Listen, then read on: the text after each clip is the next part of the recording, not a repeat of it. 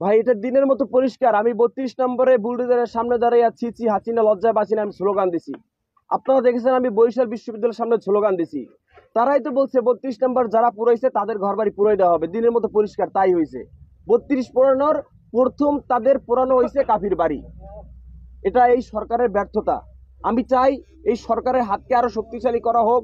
যদি সে না পারে ছাইরে দিয়া আস্তে করে বলুক, দেশের মানুষ বিপ্লবী সরকার গঠন করুক। আপনি যে সময় আন্দোলন সংগ্রাম করতেন সে সময় তো আসলে দেশের পরিস্থিতি খুবই খারাপ ছিল, সে সময় তো আগুন দেওয়া হয়নি, এখন কেন আগুন দেওয়া হলো এই বিষয়ে?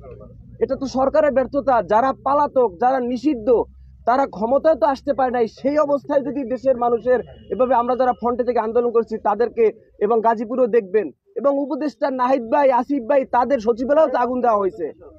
এই সরকারের ব্যর্থতা আমি মনে করি। আমার আলটিমেটাম 7 দিন। আমি 7 দিনের মাথায় রাজপথে দাঁড়াবো যদি বিচার না করা হয়, আমার ঘর যদি পূর্ণভাবে উঠানো শুরু না হয়। আপনি সরাসরি সন্দেহ করেন কিনা কাউকে? আমি ভাইয়া মিথ্যা কথা বলতে পারবো না। আমি কার নাম বলে কাকে বিপদে ফেলবো? আমি কাউকে এভাবে নাম বলার কোনো আমার নাই।